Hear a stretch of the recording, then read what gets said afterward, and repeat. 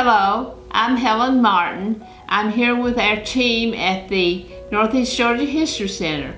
We will be interviewing a veteran today as a part of the Library of Congress American History Folklore Center for Veterans. Good morning, I'm Bob Fletcher, and we're here today to conduct an interview. Actually, it's a videotaped interview of Mike Waters, a person who's been in the reserves of the United States Air Force. And we're going to discuss his military career when he was on active and throughout his years in the Air Force. I should say that we will be conducting this interview in accordance with the guidelines established by the Library of Congress Veterans History Project. And we're located within here at the Northeast Georgia History Center on the campus of Brenau University in downtown Gainesville, Georgia. We have with us today Miss Helen Martin, who's our area coordinator for all these history projects. Helen, as most people know in town, has well over 50 of these interviews that she's conducted for the Library of Congress. I should mention also, I think Helen would like this, that the William Chandler chapter, that's the Colonel, William Chandler chapter, Daughters of the American Revolution, they're very interested in history. And Helen, in coordination with this project, probably ties this to the chapter also. So let me get the last part here so we don't miss anything on the requirements. We do have the greatest videographer that I've ever seen today. He doesn't like me to do this, but Mike is a professional videographer, and he's going to be doing our video today. Now, this is what's really important for your family in the future. Today's date is June 27th, 2025. So with that background, now those are all requirements we have to get through to get to the Library of Congress for Helen's purposes. But now we're going to go ahead and get into the interview, Mike. And if you don't mind, let's just start with a very simple thing, like when and where were you born? I was born in Hall County, Georgia, April the 9th, 1950, down here in the old Downey Hospital. And I'm honored to be sitting here talking with y'all today. Would you mind just covering a little bit about your family? Just talking about the early days now before your military service. How about talking a little bit about your father and mother, anything, and were they connected in any way, maybe with your siblings also? Anything connected with the military, and a little bit about your early life growing up with that family. Well, my dad was Ernest Waters. He fought in World War II in North Africa and Italy.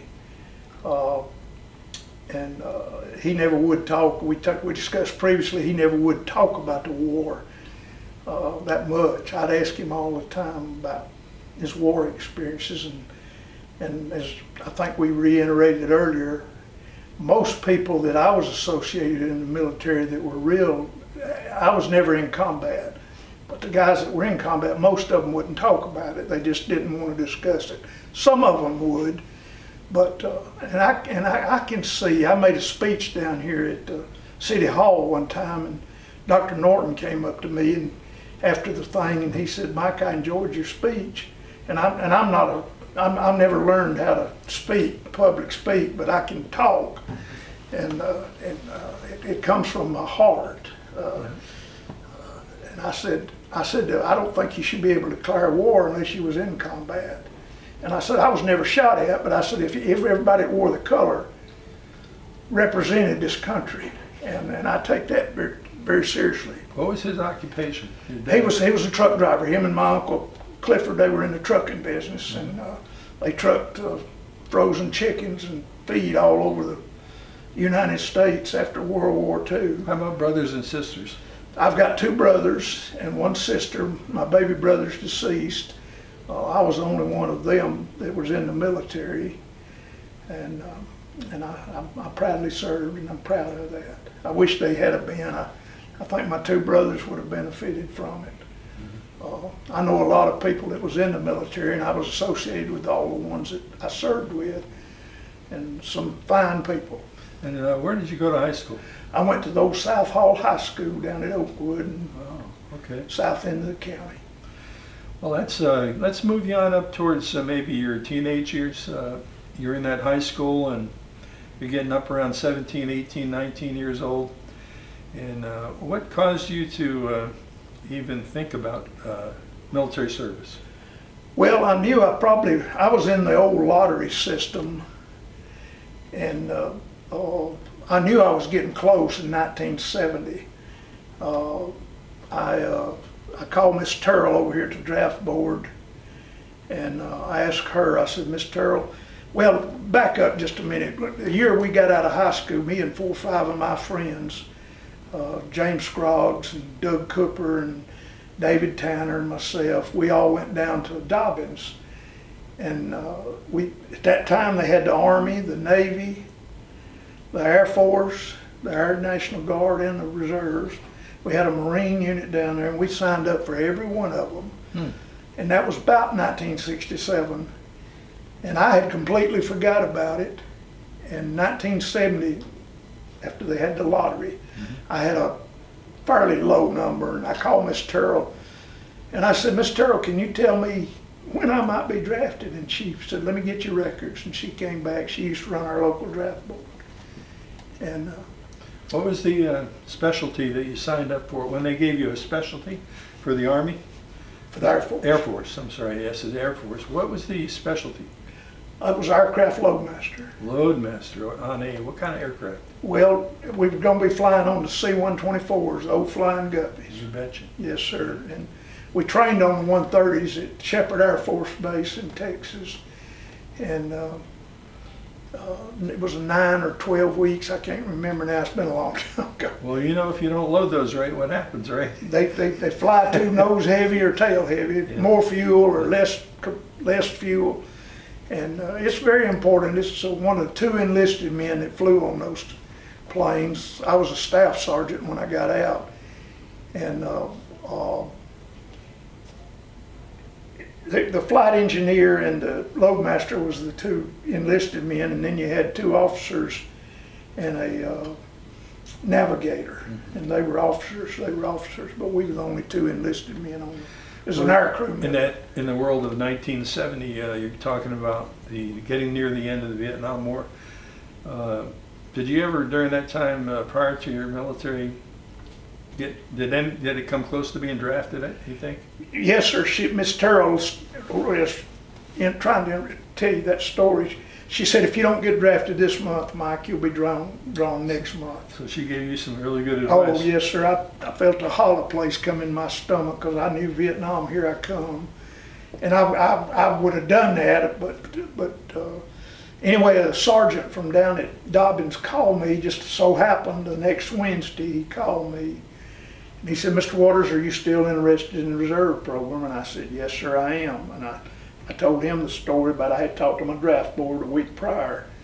And let's go back just a little bit. Just prior to you going down there and signing up, let's say you weren't going in. What job were you in, and what were you doing at that time?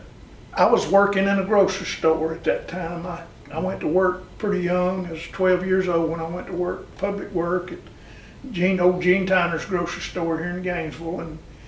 And I had a paper route prior to that. When I was 11 years old, I carried it for about a year and turned it over to my 2 brothers, and then I went to work in the grocery store. So what was your exact age when you went in?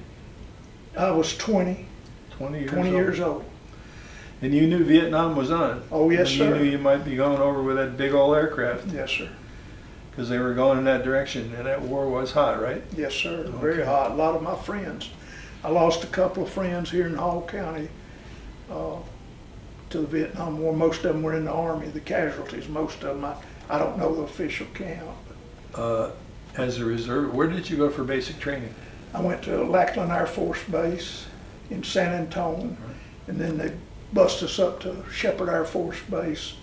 It's, I can't think of the name of the city now. It's right up next to the Oklahoma line. Is it like Wichita Falls? Wichita Falls, Yeah. Texas, that's it. So Lackland's about, how many weeks was it then in those days? It was 9 weeks at that time. Did you feel like the training instructors did a really good job with you? Excellent. Yes, sir. I thought they was the 2 meanest guys I'd ever seen first 2 or 3 weeks. But then you found out they were some of the best. I found out later after my career that those guys were handpicked. Yeah, they were drill instructors. Yes, sir. Was it hot? What month was it down there? It was hot. Well, I left Atlanta Airport Easter Sunday of 1970, and we got there late Sunday afternoon. Yeah, so your 8-9 weeks were in some pretty hot Texas temperatures. Yes, sir. What do you remember about one of those drill sergeants? You want to talk about one? Yes, sir. Sergeant Van Zant was his name. He was a technical sergeant. See, he remembers that name very well. Van Zant, that always sticks with him. Well, and he was just a little bitty guy. And I remember we was all standing there on the porch and it was an old World War II barracks. And Van Zant, he had that DI hat cocked like a state patrols used to wear them. He said, I can whip anybody in this group. And we had some big guys, and a couple of guys from Michigan, 6 foot above. And I thought one of these guys is going to want to try him. He said, I'm going to be your mama and your daddy for the next 9 weeks, and you're going to do what I tell you. And if you got any problem with that, right now's the time to settle it. I bet you had a few days out there in the hot Texas sun drilling, didn't you? Yes, sir. It was hot. It would be, but you know, I was used to working out in the heat, and that's a good thing from coming from not Maine, but Georgia. Right. You got down there and it wasn't that bad then for you. That's right. The humidity. Can you imagine a guy from Maine trying to do that? Oh, yes, sir. That wouldn't be too good. Yes, sir. So he got you through. You weren't yelled at too much, right? No, sir. You got to have one story about him, though. Well, he must have done one thing you remember. well, one night they came in there and we kept those barracks. I mean, they were immaculate, the way they required you to keep them at that time. Tight beds. Yes, we had old foot lockers, and you had to have everything turned and spaced in a certain way, as you well know. You had to roll your socks up pretty good? Yes, sir. And they came in there and just throwed everything in the middle of the room. Yeah. And told us, you got till morning to get this thing straightened out. And I thought, man, and it looked immaculate to me. And I won't ever forget that. How about the food? Pretty good? Good chow. They treated us well. March you down to it? Yes, sir. We walked everywhere we went. Marched everywhere we went. What kind of uniform was it? We mostly wore our fatigues. Big boots? Yes, sir. Our jump boots. How about when you were out there drilling, did they give you any kind of thing like maybe a pith helmet over your head so you wouldn't burn to death over that sun coming down? I don't recall that, but they could have. How about in that, you were probably in a thing called a flight. Do you remember any individual in that flight that you got a story about? Anybody do anything kind of unusual? Well, you know, we had 2 decks, upper deck and a lower deck, and I was on the lower deck. And the upper deck, they had a guy up there who wasn't taking a shower regular. Oh, yeah. that's not good. Yeah, and you know, them close quarters, it's pretty important that you do the best you can with your hygiene. Well, they took this guy in there in the shower. He's a pretty good sized guy. But 4 or 5 of them carried him in there and told him, got you get in the shower, and they throwed a steel, I didn't see this, but I heard about it. Yeah. He told him, said, now you get in there and shower, or we gonna shower you. And he throwed that steel, it was just something like you'd clean a car with or something. He said, I'll take care of it. He said, and they didn't have any more trouble with him showering after that.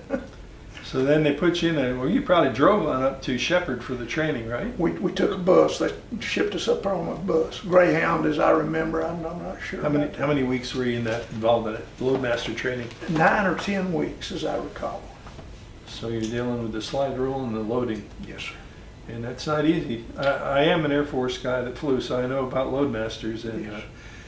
Tell you the truth, in Vietnam, if you didn't have a Loadmaster that knew what he was doing, you weren't going to make it. They're very important. Because that airplane tends to want to go in the ground when it's not loaded right. Yes, sir. How about the...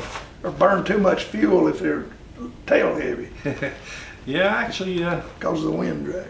They have a very complicated process to go through to be a loadmaster in the Air Force that I remember. Yes, sir. And we took good care of that guy, by the way. Yes, So I'm sir. sure they did of you. They did. Let's go there. When you went to your first job in the Air Force, let's say that loadmaster job, where was that located? Down at Dobbins Air Force Base in Marietta. Right down the road here. Yes, sir. In Marietta, Georgia. 'Cause- Still an operational. So between Gainesville here, where we are now, and down there, it's about an hour drive. Yes, sir. And you report in. Did they just call you in when you needed to fly, or did you stay there? Well, we had monthly meetings, and then we'd have a 2-week summer encampment, and a lot of times we'd take a trip on that. Let's do that, right? Tell me about one of your first trips that you took. Maybe, well, it was a C-124, right? Yes, sir. And then you're the load. Did you have 2 load masters or one? We did. There was 2 of us. I was still flying student at that time, student loadmaster. Where was the first trip? We went to the Azores and to Madrid, Spain. Well, that can't make it all the way, I guess. No, we made it to the Azores, and then you had to fuel to get on to Madrid. Would you stay overnight in the Azores and then Yes, we did. got up and flew up to Madrid? Flew on to Madrid, and we was there like 24 hours. Big cargo in the back? Yes, sir, and I can't tell you, I don't remember what we carried, but we carried a good bit of cargo. What, 1970 we're talking about? Yes, sir. So you're going that way, and there's a big war going on in the other direction. Yes, sir. So that 124 was right out of Dobbins, and all that whole crew was reserve. Yes, sir. That's very interesting. See, that's what many people don't realize about this military we have, how important that Guard and Reserve is. Yes, sir. And we won't talk about last week's very important mission that happened here in the United States, but you can see how important, because one of those people was in the Guard. Yes, sir. That's right. So let's not get into today's world. Let's go back to you. Tell me just one second. I wanted to cover this a little better. Your father, he fought exactly where and when? He was in North Africa. He was in the United States Army, and he fought in North Africa and Italy. Is the way I understood it. I've been going to send up to the congressional office and in the trenches. Yes, sir. So he really. How many years was that?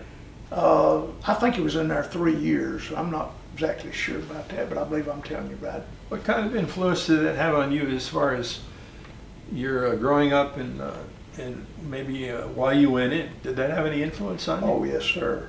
Well, I was under the pressure of the draft at that time. You know, the draft was pretty pressured. But I had all of my uncles. My mother had 5 brothers, and all of them was in the military in World War II. And my dad, he had several brothers. There was 9 of them. Each family had 9 brothers and sisters. And all of them served in the military in World War II primarily, and Navy, Army. There might have been one of them in the Marines, I'm not sure. Were you married at the time, or did you marry later? I married after I got out of basic training and advanced training. So your wife was in when you were flying those missions? Yes, sir. So she's in too? No, she wasn't in. No, but I mean, in a way she's in, right? Well, yeah, they're a big part of it. You got to have That home family. support. Yeah, that's really important. Can you talk a little bit about your family? Yes, sir. I'm married. You talk about my immediate family. Yes, my wife. your immediate. My daddy was Ernest Waters, and my mother was Eula Parks, and my family goes back to. My great grandpa was the sheriff of Hall County during the Civil War. Wow. And my Mr. Parks on the Park side, he's the one who found the gold up in Lumpkin County. He said he was up there deer hunting, what the history book says, but he told my grandpa Ernest Parks that he was up there hunting. And that was Indian territory. Everything west of the Chattahoochee at that time was Indian territory. So you go way back to deep Hall County Yes, roots. sir. And I'm proud of it. I don't make me anything. It just means I've got a lot of That's right. heritage in this county. And that was part of why I always had that feeling for the military. And how about your kids? I only got the one daughter. A daughter? Yes, sir. She here in Gainesville? No, she lives in Denver. Melinda Allison Waters Denoto. And What does she do? She was a paramedic, a flying paramedic, and but now she's working for a defense contractor. Very interesting. Yes, sir. And she just recently changed jobs. She was a paramedic 15, maybe 20 years. She's 42 years old. Very proud of her. She's all I got. My wife deceased 25 years ago, and I believe she's gone to a place we call heaven, and that I'm gonna see her again someday. Well, that's a very important job your daughter's got. It is. It is. She's patriotic too, and When you were here in you really have you always lived in Gainesville then? yes, sir. Oakwood and Gainesville area. Right in this area. Chestnut Mountain. I'm in the Chestnut Mountain community now. It's unincorporated down in South Hall. Right. Well, let me take you back again and put you back on that airplane just a second. So you get over there and you're in Madrid, Spain. That's your first mission. You're a student. And how much training did the guy give you on the way over? Did he let you do the job, or did he just kind of let you watch? Oh, we did the job. Me and a Grant, gentleman, he's Grant. We went through tech school together, and we both was assigned to Dobbins, and he worked with the TVA. He was an engineer with the TVA, and I was an engineer with the Georgia DOT. I went to work with the old state highway department, and later became Georgia DOT. And we both went on that trip, and we did most of the manual stuff. And we had a senior. I remember he was an E7, a master sergeant. He was the senior loadmaster. So they kind of loaded you up again. Yes, sir. Sent you back. Did they send you to Azores first again, or just go all the way? No, you couldn't go all the way. No, we stopped in the Azores and fueled up, as I remember. Probably another remain overnight. Yes, sir. You didn't eat those snails there, did you? No, sir. Okay, I just want to make sure. I like them now, but I wouldn't touch them. Because, you know, they're famous for snails. Azore Islands. Oh, boy, let's see. I'll tell you, Mike, why don't we just shift. I keep shifting your mind back and forth. That's okay. Let's put you back here in Gainesville. How's your life been like here over the years? It's been a good life. I tell my friends and folks, I had a happy life for 50 or 60 years. It hadn't been as happy the last few years, and I don't know exactly why. It just seemed like life's got harder as I've aged by myself. And Where do you live here in Gainesville? I live down in Chestnut Mountain community. Chestnut Mountain. Yes, sir. South Hall area. Is there anything that you would like to add about that military service that you can remember that I forgot? It was a good for me. I didn't think so the first few weeks of basic training, but it was good for me. I think it taught me some things. I wish my two brothers had went in. And so that total, let's talk about total time. You went in and probably did about a year of almost active duty, and then they kind of put you on a reserve status. They could call you at any time and fly if they had to. And you're dealing with 1970, right? So let's see, 71 you're in. So 72 through 75, they could call you at any time. You could have been called to go and fly. Did they? Well, we never went on any active duty other than our summer encampments. So but we were subject to, we was on 24-hour call. We had to be ready to be down there in 3 hours to go anywhere in the world. Anywhere in the world. And that was one reason I got out. I had a friend, Ray Walls, over in Forsyth County. He was an E7. He worked with me with DOT, and I asked him about it. I was thinking about staying in, but my family came first, really. That's a lot of wait time to fly like that. Well, to think about they call you up and you be in Vietnam or some hot spot like that, it was concerning, especially when you had a wife and children, And I didn't have a child at that time. She came later, but it's a calling. Did you have anything that happened, let's say after the last year, about 6 or 7 years after that, you're out totally, right? Right, yes, sir. I spent 6 years. And then you got your first job. What was that again? I was still working. I went to work with DOT when I was 18. The old state highway department is what it was. You retired from that? Yes, sir. I worked there 34 years. 34 years. Yes, sir. How did that military service affect that world. Did it help at all? It did. It did. I think it teaches you some responsibility. I personally think we ought to have a service, not necessarily being a military person, but a year or 2 years when you get 18, 20, 22 years old, based on what your education, you're doing with your education and things. I think it would be great for our country. I sense that the young people today, and this is kind of a judgment, but they don't have the feeling that, I grew up around people that was in the military, fought in wars. Well, in the Gainesville area, you noticed recently they picked up that process of putting up those markers. Yes, sir. You notice how many markers we have there in veterans? It touches my heart every time I go down Green Street out here and see all those. And that means a lot of people from this area have been in the military over many, many years. Yes, sir. 3 different wars, probably all the way back to World War I, right from this area. Yes, sir. I've read a number one time that the Georgia guys in Georgia, and this goes way back, I don't know how far back it went, is one of the highest per capita of any state in the Union.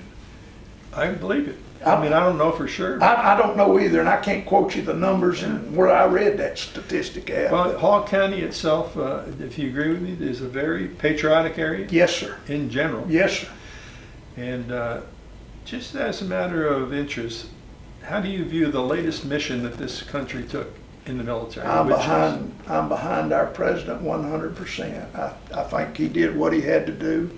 I think the Middle East is more safer than maybe the United States. I think the whole world's safer. What do you think of that aircrew mission that went over there with those B-2s? I think it was great. I think it was great. I personally, being an Air Force retiree, I say go Air Force. have never seen in my life a mission that complicated ever done. Yes, sir. Me Probably too. since the Manhattan Project. Yeah, amen, brother. Me and you's on the same page. That's not my interview. This is your interview, Mike. Well, I agree 100%. I was in a place the other day and the guy was running the president down. I said, I'm gonna tell you something. After this last one, this guy can't do no wrong. And I said, I don't like that. I feel that way, but I do feel that way. And I said, everything he's done in the 4.5 years he's been president has suited me to a T. He's kind of, I said, he's just done everything. I feel like the way it should be done. Well, like your crew, C-124, those young officers up front flying that thing. How'd you like to be in that B-2 going over? Oh man, they had a lady pilot on one of them. They did. And ladies do as much as men can, and I never flew with them. This was before they started having women pilots in the Air Force. But well, let me just ask you this, Mike, before we conclude all this. Well, you've had a lot of experience in that whole 7 years of training and military and flying. Then you go get a job and you're with the DOT all those years. What advice do you have for a young guy that's about 19 right now? What do you recommend? How would you give some advice to a young kid that asks you for advice? Well, what would you say to him? There's several people, their parents or the kids, some young men and women have talked to me. I said, if you like travel, go in the military and give them a couple of years.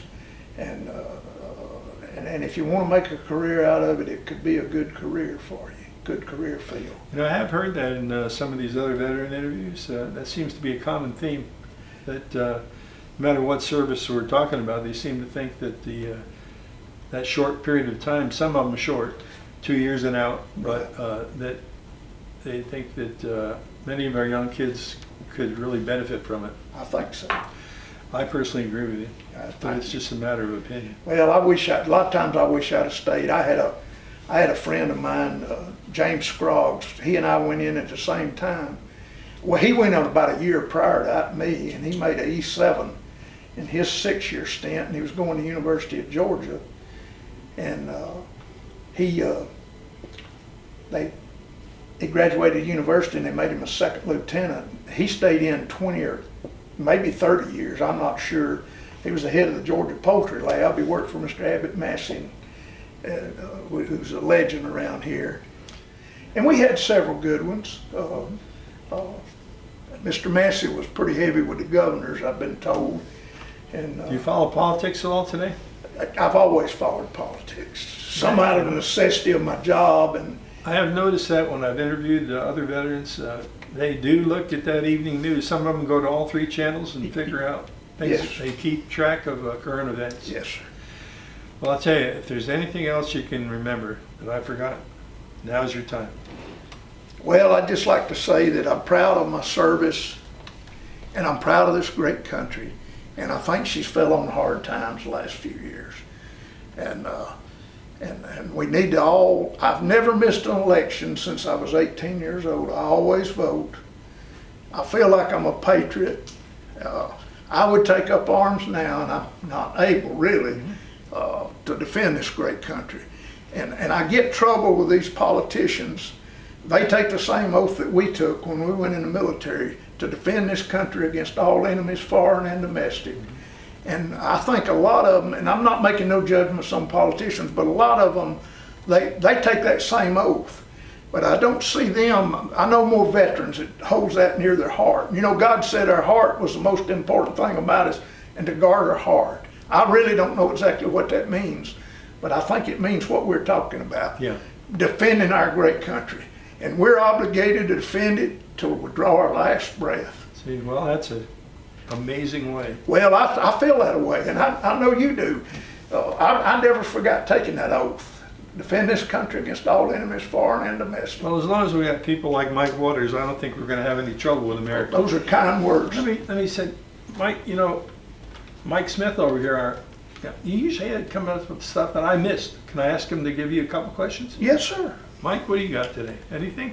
Well, I appreciate that. One of the things I like to ask is just like you did as far as young people, right? The advice you'd give there. And I think that, you know, this video, young people will have a chance to see it as they're doing research, potentially people in the Air Force. So you've talked about young people a little bit. One of the things I'm concerned about is young people don't know how to handle disappointment or being upset or having things go bad, right? And we both know that over life things change and you have to deal with stuff. I think it's less about what happens to you and more about how you approach and how you deal with those things. Yes, sir. I'd be curious to know what your advice would be for a young person when they face challenges and hard times. Well, I've always leaned on my faith. My mother, she took me back and forth to church, all of our family. And she was a very religious lady. And I tell my brothers, my brother's got 2 children, and they're going through a rough time right now. And I teach them to pray and take them to church. And that's not preaching. You know, we're all human beings, and I'm not perfect. But I know God. I walked the aisle down at Central Baptist Church in 1961. I was 11 years old and made my profession of faith. And Dr. Charles Drake was a pastor down there at that time. And he could give you a sermon, and you felt like, boy, we need to get up and go out of here and do something. Well, I failed him a lot during my life, but I know God's been with me. I almost died from COVID 5 years ago, and God heaven spared me. I don't know why. But lean on you, God in heaven. I prayed to him while I was down there in the hospital. Lord, you told me you'd go with me to the end of the world, and I claimed that promise. And I said, you said you're going to prepare me a place, and I claimed that promise. And I said, I know a lot of people praise when they get in this position where I think I'm facing death. And I literally thought I was dying Christmas Eve 5 years ago. And he spared me. And well, the doctor came down there 2 days before I left, and he said, do you remember me checking in here? And I said, no, sir, I don't. I said, I didn't know where I was at for 3 or 4 days. Had the COVID. Mm-hmm. And he said, well, I didn't give you a 10% chance of getting out of here. Wow. And I just praise my God in heaven for sparing me, and I still to this day don't. And I fail him every day. I fail him every day. Our preacher preached a sermon here a while back, really touched my heart. And I know this may not be the place to do this, but I said I was going to praise his name the rest of my days. He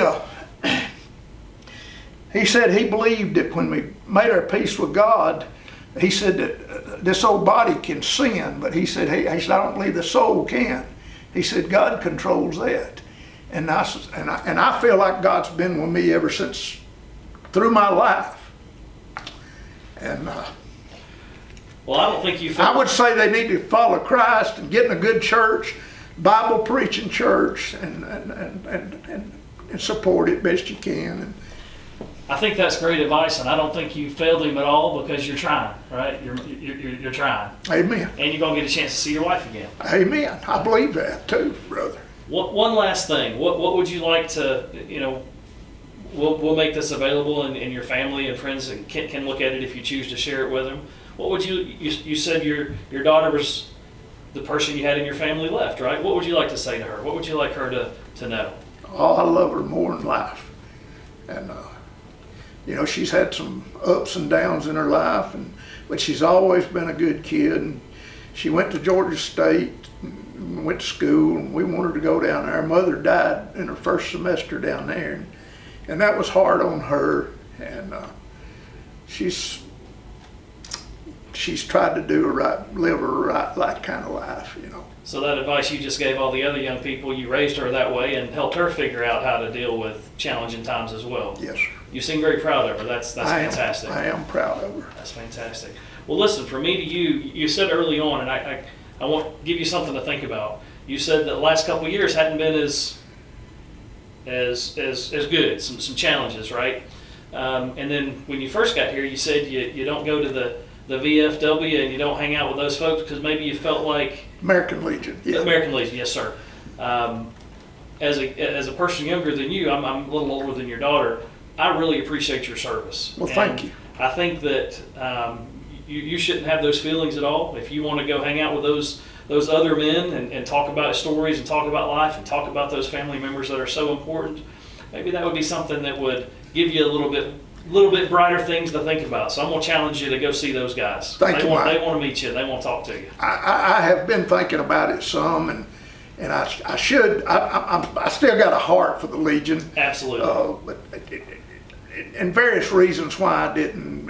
It's like everything else, politics and everything. Absolutely. And I understand that. And I'm a political animal. I've followed politics since I was a kid. You and me both. And I've never missed an election. I both started voting when I was 18 years old. Mr.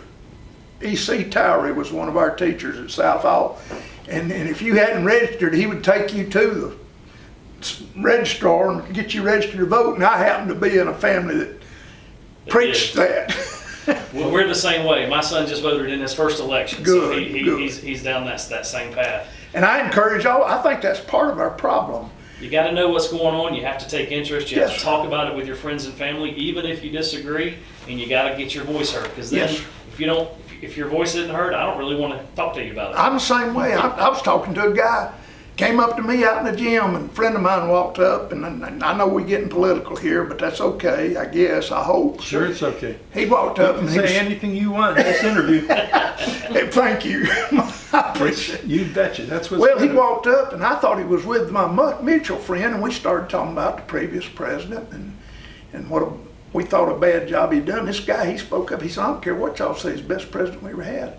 I said, pal, you got a right to vote for. I thought he was together, but I found out after this conversation he wasn't with him.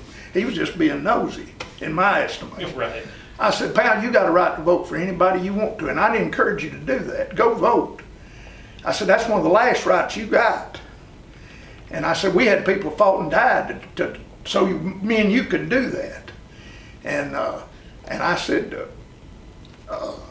but me and you's gonna part ways on this. I said, I think he's the biggest crook ever got in charge of this country. And that's, that different opinions people should be able to talk through. The problem now is people can't hear other opinions. that's right. I think that's true. And I don't know what the answer to it is. I just pray that God will lead our country. And I think we've got some good leadership right now, and they're doing a good job. And I just thank God for them every day. And I pray for have a right mind and a heart, just like I do our medical people.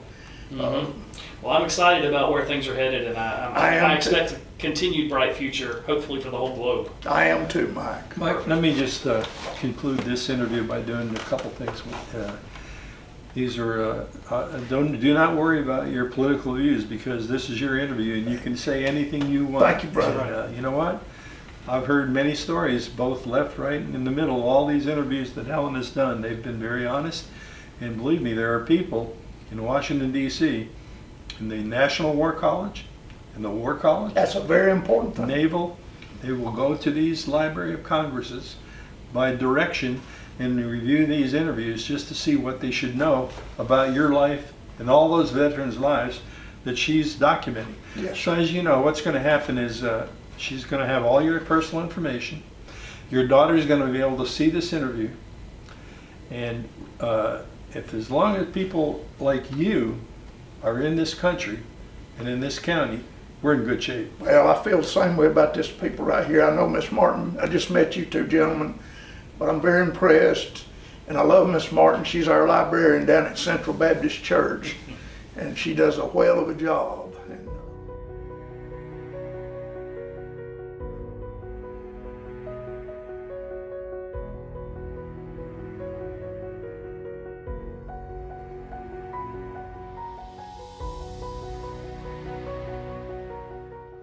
And I hadn't even been in there yet, but I know she does, just things that I've seen her. She's wrote a couple of books about Gainesville and Hall County. Well, now you're going to get her book, because when she gives you your package, it's going to be about that thick, and you're going to have all the information, and your daughter is going to love it.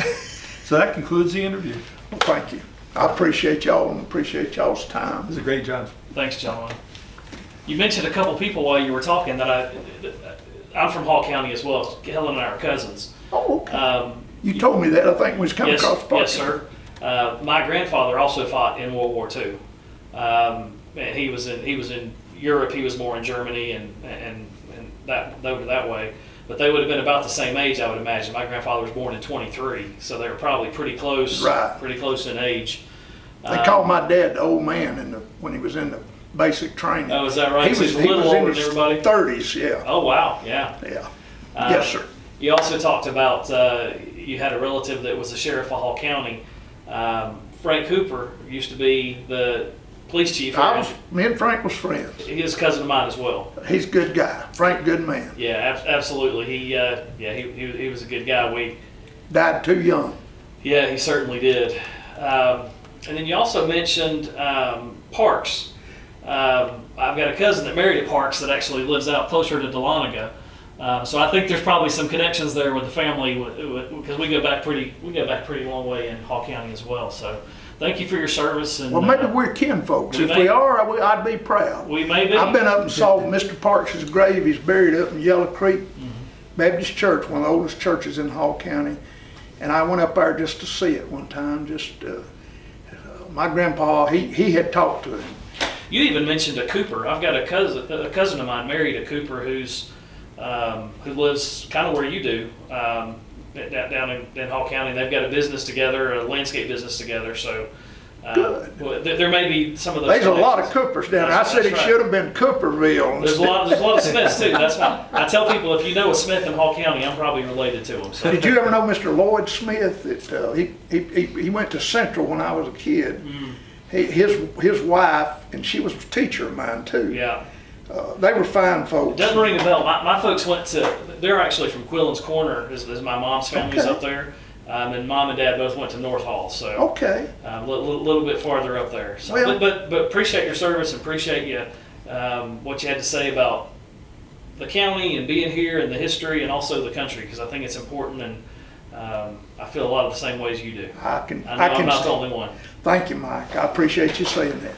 God bless you. Pleasure to meet you today. Pleasure to meet you, sir. And we'll get this together for you soon. Mike, yes, sir. Thanks for coming in and doing this. It's not easy. You did a good job. Well, thank you. Well, you did a good job, and many people are going to see this. I guarantee it. Well, you won't even know them, but I hope he'll do so. Those people that went into the service for a short period of time and as a reservist. They want the reserve idea, so they'll tell them to go over there. They'll bring up your interview, because there's several, but they'll bring it up, and she's the one that puts it in there, and it rules. There are rules to go by.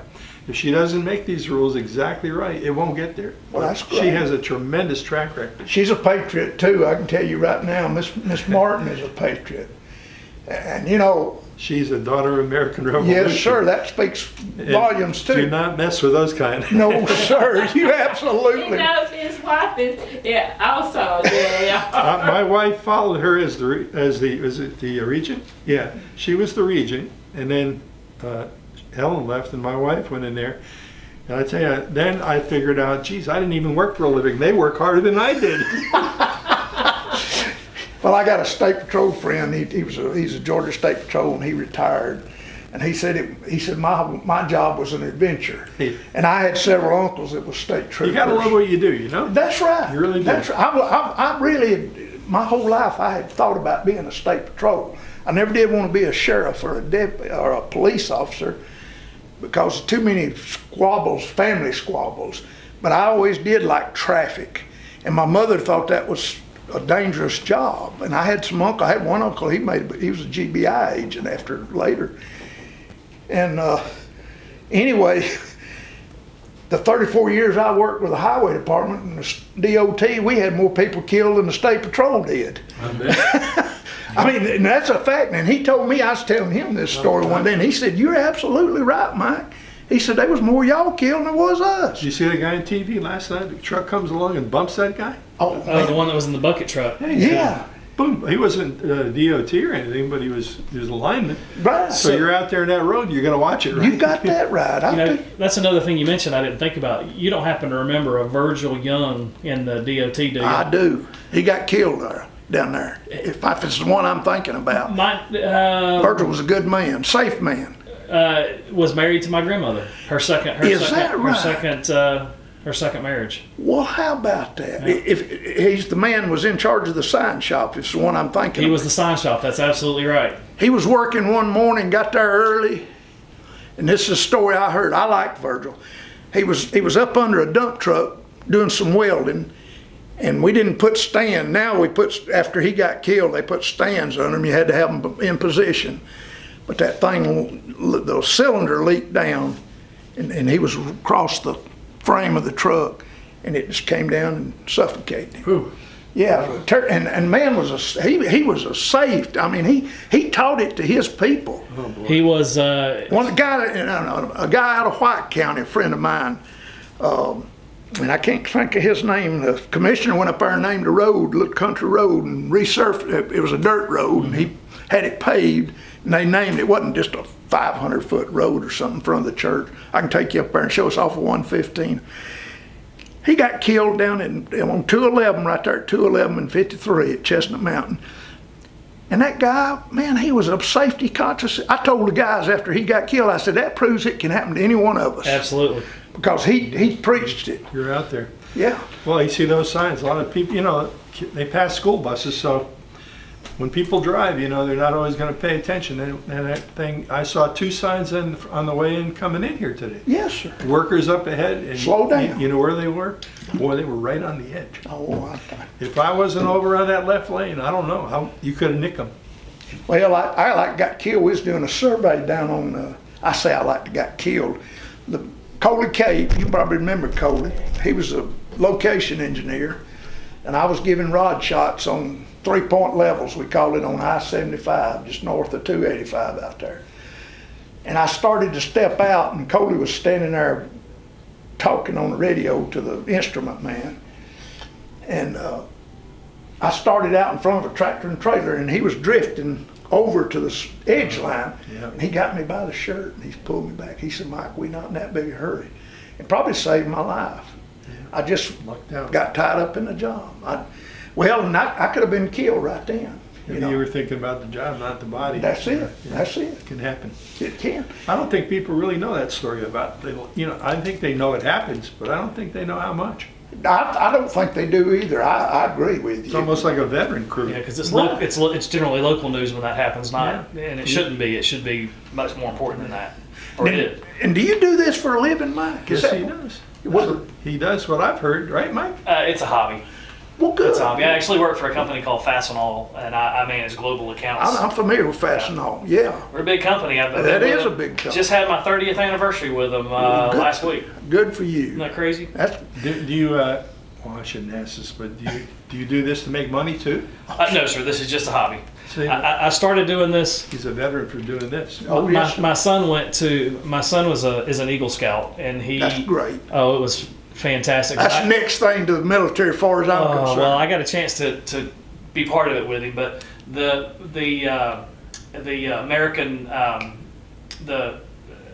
Boy Scouts National. well, who sponsored us in Loganville, where I'm from, is the American Legion. So all of our boys had a chance to interact with those guys a whole bunch, and it was good for them for sure. But that's what having him involved in those things is what got me into it as a hobby. Do you know Michael Barnes by any chance? He's a Hall County guy. No, sir. He's got 3 sons, and I think 2 of them's already Eagles, and he's working on it. And he's a scout leader. It's huge. I was as well. That's how I got this as a hobby. But matter of fact, normally we do 4th of July week. We do it at summer camp. I think it's great. Young people now don't go out. They have to look at their phones. We take them out into the woods. They don't think about their phones. They That's have a great. good time. They search for bugs and throw rocks in the water. And they also get a chance to try new things. And I've actually got a video of my son speaking in front of about 900 people. Wow. And most young people can't talk to 2 people, right? Can't Or even an carry on a adult. conversation, a lot of them. And he can get in front of 900 people and talk. So Yeah, a lot of people have a That's fear of great. that. You ought to be, I know you're I'm proud. very, of it. very proud. I know you are. He's actually. I'd like to go out and throw this thing out in the lake next time I go across it, but we got to have them. It's as long as, just like with everything, as long as you use it with moderation and within reason.